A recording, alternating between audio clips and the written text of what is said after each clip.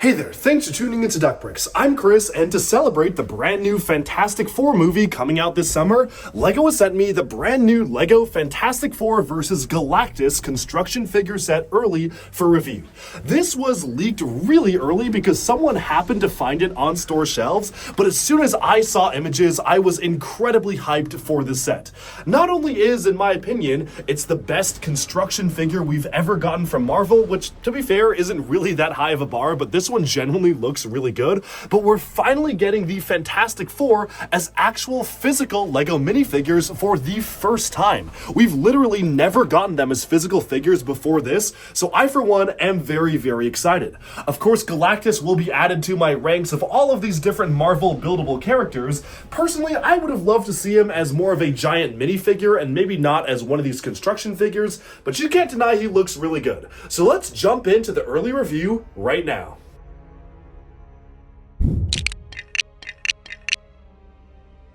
Alright, this is our first official LEGO Fantastic Four set. It's the Fantastic Four vs. Galactus construction figure, retailing for $60 and coming on June 1st, 2025 for a total of 427 pieces. This is in the same style as the other construction figures we've been getting from LEGO Marvel, although I will say this is probably the best one, although to be honest that also isn't really that high of a bar.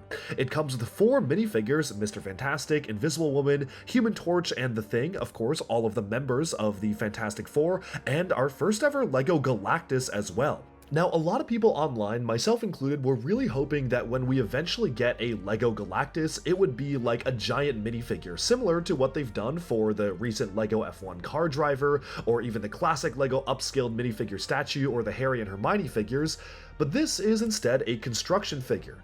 I will say though, after having built this and seeing what he looks like in the movie and the recently revealed images of Galactus, to be honest, I actually think that this was a better choice than a giant upscaled minifigure. I really don't think they would have been able to pull off all the detail like the belt and the armor skirt around the figure, and of course all the detail on the arms if they just made this an upscaled minifigure. So to be completely honest, I actually think this might have been the right choice. I know it's a controversial opinion, and I'm sure a lot of folks in the comments will disagree, but I ended up liking this a lot more than I initially thought I would.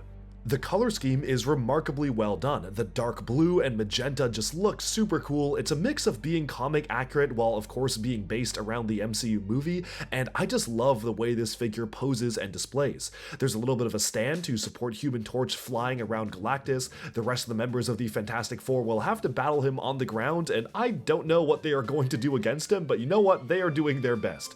Galactus's head itself is really nicely done. The only thing that feels a little unfinished to me are the exposed studs on the side of the head, but I guess that's actually supposed to be kind of there for detail, so maybe in some way you can see that that could actually be a pro for the design itself. In terms of the way the arms and legs are constructed, they are pretty much just identical to the way that the regular construction figures are built. However, there are a few differences, especially in the torso. I like the way the skirt is done, especially with the really nice pieces being used for the dark blue canopies to kind of go around the legs. Unfortunately, everything is stickered though. There are no prints in this set, aside from Galactus's face that is printed. Everything else is just on stickers, and I definitely feel like it would have been really nice to get at least a little bit of printing for those canopy elements for the side skirt. I was able to line up the stickers okay, but I certainly feel that if it was printed, it would just look a lot better. Altogether though, it is a very poseable figure. Much like all of the other construction figures, you can articulate the arms, hands, and fingers. You can also move the legs, bend it at the knees, and unfortunately there's not that much articulation for the feet because again they did try to make it as stable as possible. The head itself is mounted on a large ball joint, which just looks really good. It just looks very appropriate for what this is, and they've solved a lot of the problems that they've had in previous buildable construction figures with this one by just really having the proportions just look a lot better than some of the ones that have come before. I especially like the fact that it has waist articulation as well, which really allows you to get this into a lot of different poses. That being said, there are a couple of things that I feel could have been even more improved with this model that we've already seen innovations in for other buildable LEGO figures, such as some of the mechs in Ninjago. Having lateral motion on the legs would have been really useful, and I feel like that would have added a lot more posability to the model if you could rotate and swivel the legs out. The legs themselves are mounted on ratchet joints, which means you can only have them always be front facing and forward. You can splay them out, but you can't actually turn them outwards, so that is a bit of a con for me. The arms are pretty decent for what they are in terms of posability and articulation. They are basically identical builds to the other construction figures, so there isn't really much else I have to say about those. The interesting thing though is that when it comes to the value of this set, this is $60 for 427 pieces. Granted, it does have 4 minifigures. Most of the construction figures do not have minifigures in them at all, but if you compare it to some of the other builds, like say Green Goblin, 471 pieces, $35. That has more pieces than this one, but this is $60. Even compared to the new Captain America one, 359 pieces for $35, or the Iron Spider-Man construction figure, $30 for 303 pieces, Wolverine was $33 for 327, and you get the gist of it. There's a lot of extra money going in to making this just have the 4 characters of the Fantastic Four, which I understand you do have to have all of the members of the Fantastic Four when you're making a Fantastic Four set, but I really don't know if the value is there to justify this being $60. Initially, when this set was first being rumored, a lot of people were wondering if we were going to get a side build of the Fantasticar, and I honestly feel like that would have helped justify the $60 price if this was more of a battle with the Fantastic Four in some sort of a car, and then you have Galactus as its own figure. But instead, you just have the set being literally Galactus by himself, plus the Fantastic Four on the side, and it just ends up feeling like you're basically just paying a lot more money for just a few more figures, especially for the fact that many of them share the same torso prints, they don't even really have any new facial expressions other than a couple of them, and it just feels like this is another victim of the LEGO Marvel unfortunate price increases, and really just the pricing of LEGO Marvel sets in general being not the greatest. That being said, going back to the figure though, I actually do think it is very competently built. It is legitimately my favorite of all of the construction figures they have done so far. While that's not a very high bar, I still think it is a lot better than many of the other ones, especially compared to like Captain America or Wolverine. Even compared to Green Goblin, which has a really awkward build for the mask, or new Captain America, which the wings themselves being just vinyl elements just really wasn't that interesting, this to me genuinely feels like almost a perfect construction or recreation of the actual character of Galactus, with the skirt, with all the details, with how posable it is and everything. I think it's a really well done build. When you're actually posing around the legs, it is a little bit awkward because as soon as you move the legs upwards, these skirt elements will just completely splay outwards. I guess he's not really meant to be in such crazy and wacky poses, but certain compromises were made to make this a little bit less playable in exchange for making it be accurate to the source material, and I'm pretty happy about that. I just kind of wish that they decided to go maybe even a little bit bigger for this set to justify the $60. One thing that people have been comparing Galactus to is Arishem from the Eternals, and I actually feel like that would have been a really good scale to depict Galactus at.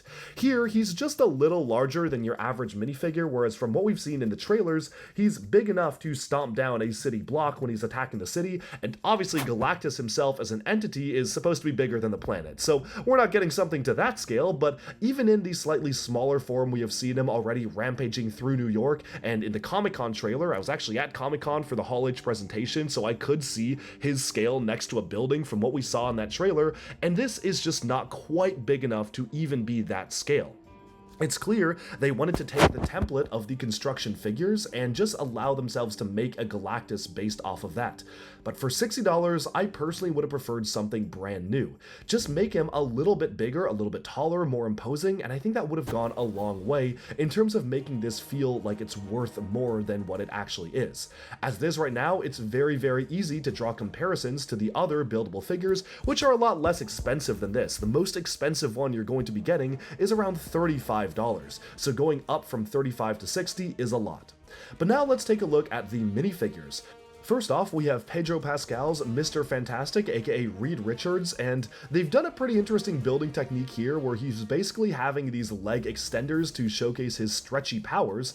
The strange thing is that they did not choose to actually utilize the stretchy minifigure arm piece for him. That's actually something that we're getting for Luffy later this year for LEGO One Piece, so I don't really know why they chose not to do that. Maybe we'll be getting it in a future set, who knows?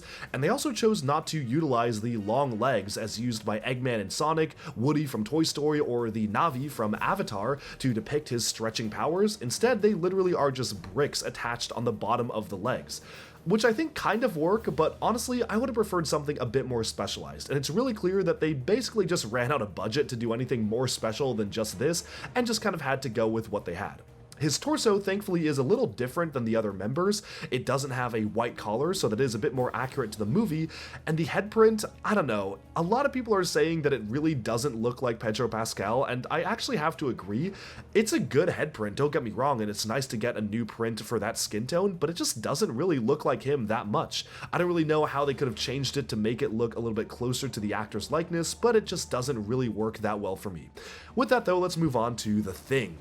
Ben Grimm, aka The Thing here, is sporting a brand new headpiece to showcase his rocky head, and I think that actually makes a lot of sense that most of the budget for the minifigures went into depicting him, because there isn't really an existing headpiece that works for The Thing. I think it works okay for the minifig itself, and I do like how he has these larger nougat-colored hand elements, which were initially introduced for Legend of Chima Gorilla Fists, but I know a lot of people online have been saying that he doesn't really work as a minifigure. And I think I'm inclined to agree on some fronts. I don't agree that he should have been a big fig. If you look at The Thing in the trailers for this iteration of the Fantastic Four, he's actually the shortest member of the team, so he certainly shouldn't be a big fig. What I do think they should have done though was introduce a brand new body type for LEGO minifigures, similar to LEGO Axel from Nexo Knights or even Mr. Incredible from the LEGO Incredibles video game. Mind you, they never made that physically, they just made it for the video game. That seems to me like the perfect scale for a larger armored up minifig, and I feel like that scale could work for so many characters. They wouldn't have to just use it for The Thing, they could use it for all sorts of different characters, maybe even armored characters like Iron Patriot from the Endgame Final Battle could have used a bulkier figure. Maybe you could even do one for some of the other larger characters, like Thanos could have worked very good for that scale instead of as a minifigure. There's a lot of things that I think they could do with that, even stuff like the Hulk, so I feel like it's about time LEGO introduces a brand new scale for their minifigures, but as it is right now, I do agree. The Thing feels a little bit under-designed and a little bit smaller than he should be. Moving on to our next figure here, we have the Invisible Woman, aka Sue Storm, and here you can see that she is just basically utilizing the same torso as her brother Johnny as well as for The Thing, and I think that works okay for the movie. Technically, if you look at the Fantastic Four from the trailers, they all have slightly different suits, but genuinely they're close enough that I'm okay with them utilizing this same torso for these three members, because obviously they at least all have a white upper neck and have a slightly similar belt, so it's close enough. Her powers are represented by these transparent circle elements, which I think work okay for her invisibility powers. The head itself is kind of just your generic head like the Jin Urso Black Widow head that we've gotten, so I don't really know if that fits Vanessa Kirby's character very well, but also I think that if they were limited on budget, it's probably the best they could do. Taking a look at Johnny Storm here, he is again using that same exact torso, the transparent orange Power Blast elements to represent his fire powers, and I think it works okay for the character. I personally would have loved to see a flame-on version of Human Torch, but honestly, given that these characters are going to be making prominent appearances in Avengers Doomsday, I wouldn't be surprised if they were saving that minifigure for a future wave, and hopefully we don't have to wait too long to get that. Looking at the actual design of the character himself, he is using a pretty generic headpiece. I think it's been used for Ant-Man, Scott Lang before, as well as a couple other characters, but it works alright for the character. I think the hairpiece in blonde of the new hairpiece introduced for Hawkeye actually works really well for the character compared to how he looks in the movie, and I just feel like, again, if they were clearly on limited budget for the minifigs, that was about the best they could do. So, altogether, what do I think about this set?